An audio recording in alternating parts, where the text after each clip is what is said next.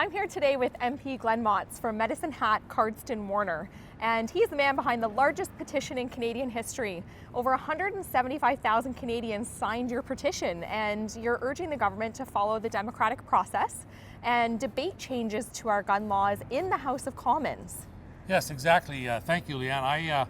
I had the privilege of sponsoring a petition that was initiated by one of my constituents. We hit 175,000 in 60 days, which is a new record for e-petitions. Now, our colleague Michelle Rempel just sponsored a new petition, 2574, yesterday morning, and in 24 hours, it has garnered over 80,000 signatures in 24 hours. Wow, that's incredible. It's shutting the system down, and I'm thrilled that Canadian firearm owners have now been awoken to the fact that what we talked about in C-71, what we talked about as a proposed plan last fall, with the order in council has now come to fruition, and they're going, we need to speak up. And so I'm thrilled that they're engaged in this process. Excellent. Well, of course, the Trudeau Liberals have circumvented democracy here with this order in council. And the worst part is the way they're exploiting this awful tragedy that happened and using it as a justification to bypass debate in the House of Commons. So in my rural riding of Lambton, Kent, Middlesex, I have many gun clubs, I have many farmers, and this is a huge deal to them. I've been receiving many emails, phone calls, and they're very frustrated, and they don't understand why they're being targeted unfairly by this government. Yes. They're scapegoating law-abiding hunters and sport shooters, and this will not stop violent gun crime from happening in this country. Exactly, you're right on the money, Leanne. I think a couple of things from that statement. One, Canadians are rightly annoyed and should be annoyed and concerned about the undemocratic process, how this Liberal government, how these Trudeau Liberals have turned around and used an order in council to bypass democratic debate, which means, your listeners, my listeners, those Canadians do not have their voice heard on this issue in Parliament. Any sort of a gun ban whatsoever, and the misuse of terminology that describes military-style assault weapons, which is a ridiculous term. All it's meant to do is distract Canadians. It misleads them to believe that we have a problem in this country. And what you said is right on the money. This gun ban will do nothing to improve public safety. Will do nothing, because it's not the criminals who are affected by this ban. It's the people in our country who are law-abiding and already follow the law, who will not and do not pose a problem for criminality here. And so, again, it's another misguided Liberal plan. They want to appear like they're doing something, but they're actually not doing anything for public safety. Right. So that's why, again, we should be cracking down on smugglers, on gangs, and putting more resources into our border protection. But that takes political will, and that's more difficult than misdirection amidst this health crisis as well.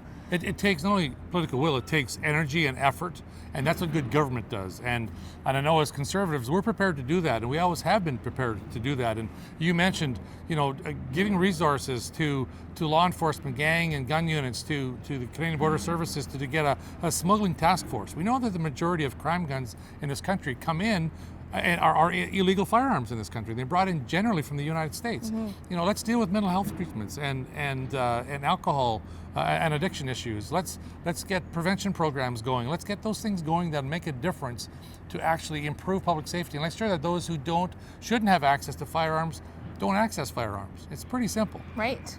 And just to put this into perspective, the Liberal buyback plan is estimated to cost over $1 billion.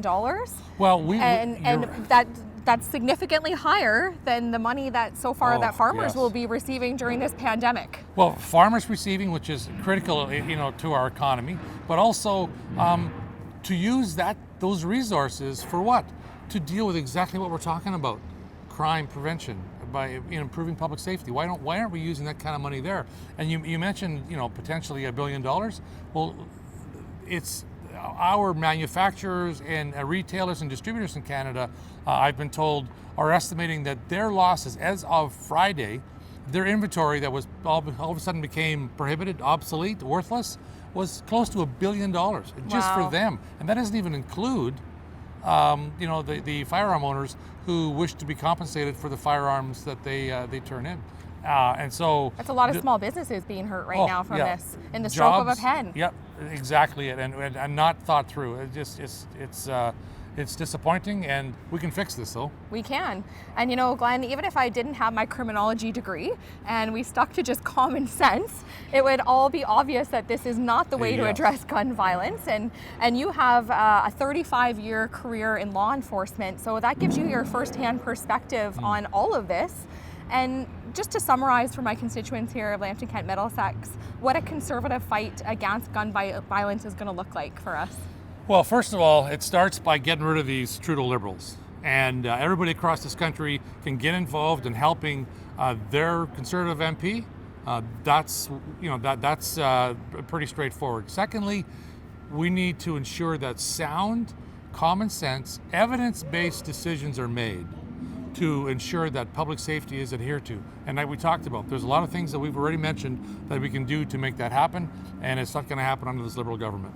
No, it's definitely not. So for anybody who's interested, like you said, our colleague has launched a petition yesterday. It'd be great to get your signature on that. We'll make sure that we have that in e-petition 2574. There we go, e-petition 2574. We'll make sure we have that in our comment section here. And Glenn, thank you so much for your time today. Thank you for tabling that petition today, and we'll look forward to fighting this against the Trudeau Liberals together. You can count on Conservatives to do that for you. Thank you, Leanne. Thank you. Thank you.